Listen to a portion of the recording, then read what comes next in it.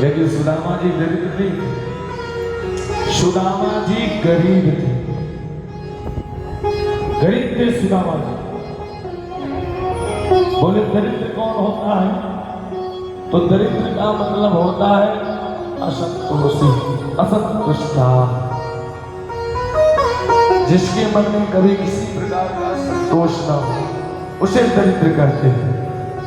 लेकिन हमारे सुदामा जी ऐसे नहीं थे कि विरक्त इंद्रियातेषु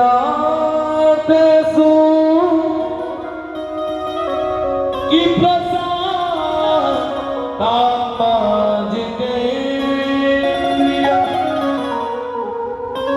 सदैव प्रसन्न रहने वाले थे हमारे सुदामा जी। मिलता तो प्रसन्न नहीं तो नहीं। सुदामा जी गरीब क्यों हुए? कारण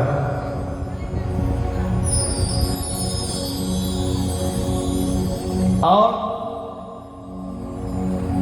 लोग जब तैयार हुए देने के लिए तो पता है जोरों से भूख लगी, और जोरों से भूख लगी तो सुदामा ने कहा कि भैया अगर आश्रम में कुछ हो तो दे दो खाने के लिए। भैया ने कहा कि आश्रम में जो है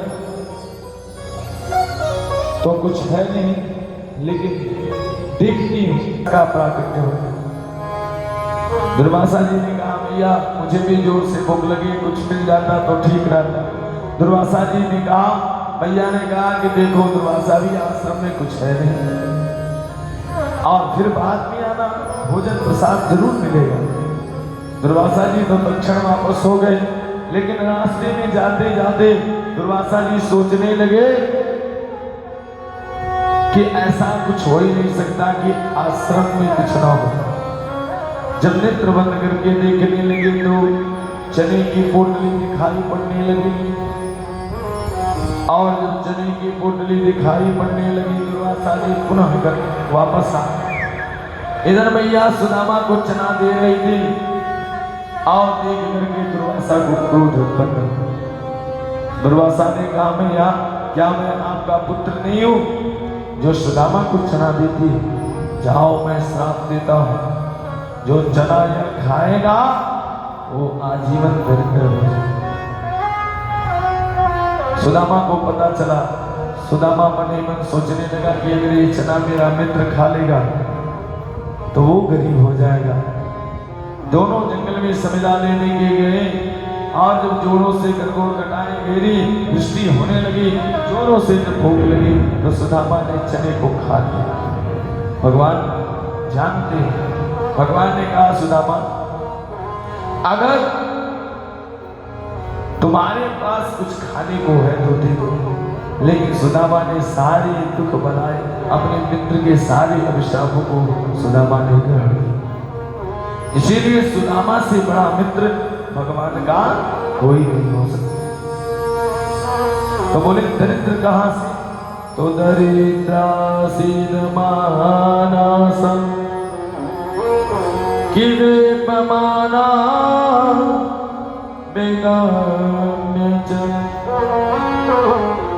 दरिद्र कोई और नहीं था, पत्नी थी सुशीला। लेकिन जब प्रातः कालीन उठती ना तो पता है आसपास के पड़ोस के लोग कहते रहे आपके पति देव के जो मित्र हैं द्वारकाधीश, उनके पास तो सारे अच्छे वैभव हैं, और हम लोग सुना करते हैं कि वह गरीबों को बड़ा दान प्रदान करते हैं। क्यों नहीं सुदामा जी को भेज दी? सुशीला बार बार आकर के कहती, लेकिन सुदामा जी तो विरक्ता इंद्रियार्थेषु प्रशांतात्मा जितेंद्रिया। सुदामा जी तो ऐसे थे ही नहीं कि ननो ब्राह्मण भगवतः कि सखा साक्षियापति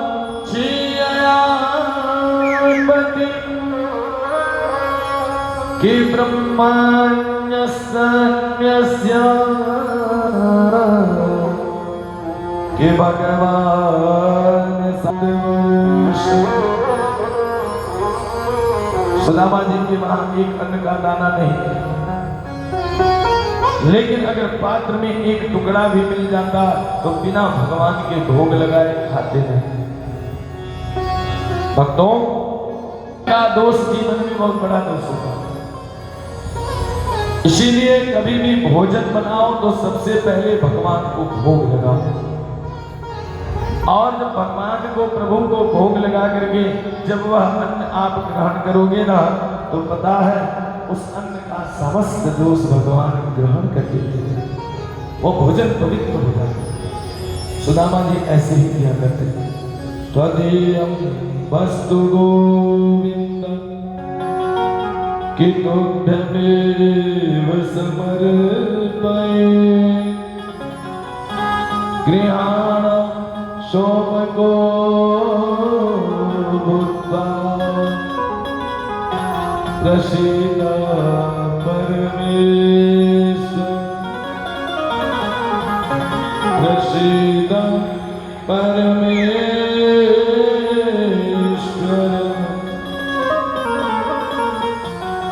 प्रसीद परमेश्वर सदैव प्रसन्न। पता है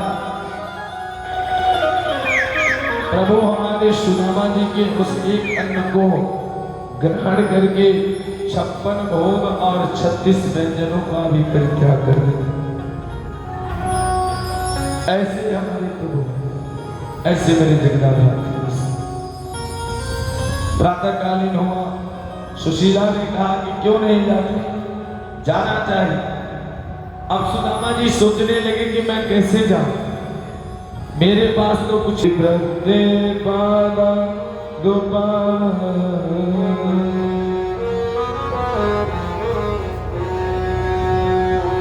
आशीर्वाद आप लोग प्रणाम करना है नीचे से। चौल खंडे और नाथ सुशीला इतनी चतुर थी सुशीला कि 4 घरों से 4 मुट्ठी चावल लेकर दिया, और वह चावल चौड़ खंडे अर्थात एक चावल में 4 भाग थे।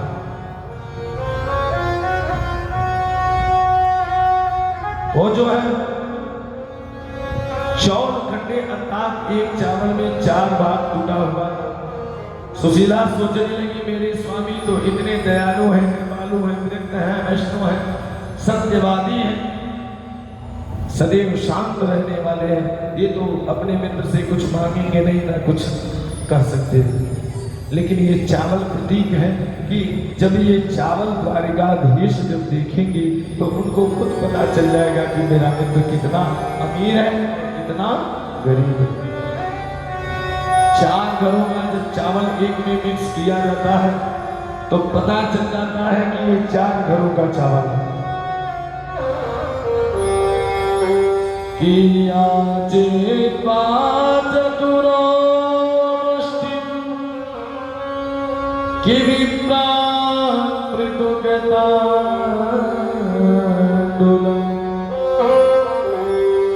कि चल कंडे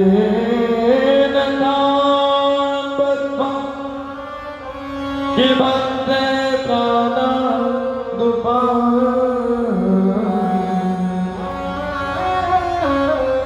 पोटली बना दी। अब सुदामा जी ले ली, सुदामा जी लेकर के जब जाने का समय आया तो पता है सुदामा जी ने कहा अगर मित्र पूछेगा तो मैं क्या जवाब दूंगा। तो सुशीला ने कहा कि कह देना कि 1 मास तो पाक में कि 2 एकादशी हो कि सो प्रभु दीन दयाल ने कि नित्य प्रतिदिन।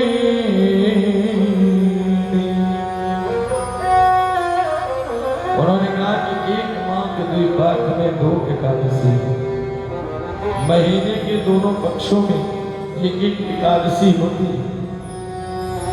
एकादशी कभी भी जीवन में निराजल ही रहना चाहिए। एकादशी के जो महात्मा है, जो आज भीम सैनिक है, आप क्या बताओ, मैं तो एकादशी व्रत रह ही नहीं पाता, क्योंकि मेरा नाम भट्टभोज है। मैं सदैव भोजन पे ही निर्धारित रहता हूं। तो कोई आप ऐसा उपाय बताएं जिसको करने से सभी एकादशियों का फल प्राप्त हो जाए। तो हमारे वेद व्यास जी ने कहा कि ज्येष्ठ मास की जो एकादशी होती है, जो भीम सैनिक, जिसको हम लोग निराजल एकादशी करते हैं, इस एकादशी के व्रत को अगर आप रहोगे तो पता है पूरे वर्ष की एकादशी का फल आपको प्राप्त हो जाएगा। धर्मशास्त्र संबंध बातें हैं कि इसमें यम मार्ग की पूर्ति के लिए लोग कुंभ दान करते हैं। जब यह स्वतंत्र आत्मा यहाँ से जब चला जाता है तो यम मार्ग में जब वह चलता है तो उसको धूप लगता है, उसके लिए उनको छत्र दान करते हैं। और जब अधिक गर्मी पड़ जाती है तो लोग पंखा दान करते हैं। और जब प्यास अधिक बढ़ता है तो एक गुड़ और कुंभ दान करते हैं, जिससे इस जीव आत्मा की तृप्ति हो। क्योंकि जब कुंभी पाक नर्क में जाओगे तो ये सारी सुविधाएं आपको वहां प्राप्त मिलेंगी। इसीलिए लोग निर्जला एकादशी व्रत करते हैं। ऐसे तो एकादशी व्रत सबको रहना चाहिए, लेकिन धर्मशास्त्र का एक नियम है कि जब तक आप गुरु दीक्षा नहीं लिए हो तो एकादशी व्रत मत रहा। क्योंकि एकादशी व्रत तभी रहो कि जब गुरु मंत्र आप शरणागति हो, उसका संपूर्ण फल आपको प्राप्त होता है। बोले वृंदावन बिहारी लाल की। तो एक माह दुई पाठ में दो एकादशी कि सो प्रभु दीन दयाल ने नित प्रतिदीन मोह। अरे सुदामा जी के वहां जब कुछ खाने को था नहीं तो रोज ही एकादशी। संसार के लोगों के पास खाने को नहीं रहेगा तो एकादशी रोज बरते। अब सुदामा जी मन में ऐसा संगठन किए और सुदामा जी चल पड़े कि दूर नगरी बड़ी दूर नगरी, दूर नगरी बड़ी दूर नगरी, ओ दूर नगरी बड़ी दूर नगरी, दूर नगरी बड़ी दूर नगरी। कैसे आओ रे कन्हैया, कैसे आओ रे कन्हैया, कैसे आओ रे मनमोहन, आओ रे मनमोहन, मेरी द्वारिका नगरी, दूर नगरी, दूर नगरी बड़ी दूर नगरी, दूर नगरी बड़ी दूर नगरी। सुदामा जी चल पड़े। अब चलते चलते सुदामा जी थक गए। और पता है सुदामा जी जब चलते चलते थक गए, एक दिव्य गंडकी नदी मिली। सुदामा जी सोचने लगे नदी कैसे पार करूंगा। भगवान गुहार लगाते रे आओ सुदामा। बोले मेरे पास कुछ देने को है नहीं, कुछ भी नहीं है देने को। भगवान ने कहा नहीं है तो क्या हुआ, आओ मैं तुम्हें पार लगाता हूं। सुदामा जी को नाव पे बैठा करके भगवान जब उस गंडकी नदी से पार किए तो बीच मंदार में जब पहुंचे सुदामा जी तो भगवान ने कहा लाओ क्या रखे हो दे दो। सुदामा जी ने कहा मैं एक स्त्रीहीन ब्राह्मण, मैं आपको क्या दे सकता हूँ। भगवान ने कहा तो जो तुम्हारा स्त्रीहीन है वही मुझे दे दो। और भगवान उसी समय से सुदामा जी के समस्त दोषों को समाप्त कर दिया। बोल द्वारिकाधीश भगवान के। फिर सुदामा जी चलने लगे। रात्रि वेला हुआ, सुदामा जी विश्राम किए। और जब प्रातःकालीन नींद खुली तो सुदामा जी द्वारिकापुरी पहुंच गए। बोले द्वारिका भगवान की जय।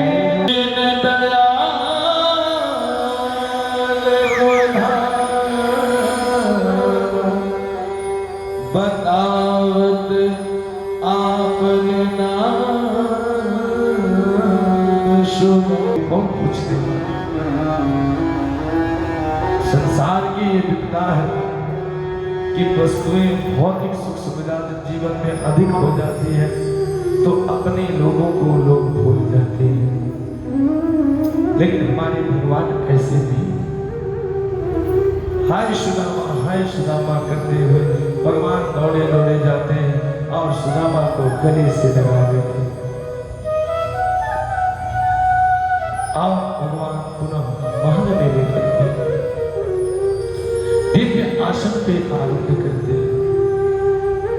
आज भगवान की इतनी बड़ी महिमा है कि भगवान सुदामा के पांव धोलने का यत्न करते। आई इतना दुख आया, क्या तुझे मेरी याद नहीं आई? अरे एक बार तू मुझे याद कर लेता तो तेरे समस्त जन्मों का पाप मैं तक्षण में समाप्त कर देता, तक्षण में मिटा।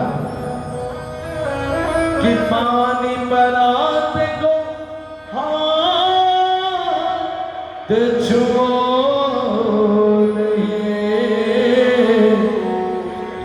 कि नैनन के जल सो दो, कि नैनन के जल से जगदाधार जगदीश्वर श्रीपति नारायण जो परब्रह्म पिता परमेश्वर है। आज भक्ति ये देखिए कि कितनी बड़ी भक्ति है कि भगवान ब्राह्मणों का पैर वो भी अपने आशीर्वाद से धुल रहे। कितनी बड़ी सौभाग्य। सारे देवता देख करके भगवान की जय जयकार करते। भगवान हमारे कहते हैं कि विप्र प्रसादात् धरणी धरो, कि विप्र प्रसादात् कमला,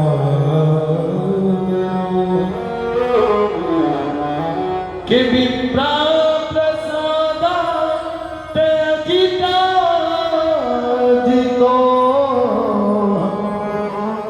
कि विप्र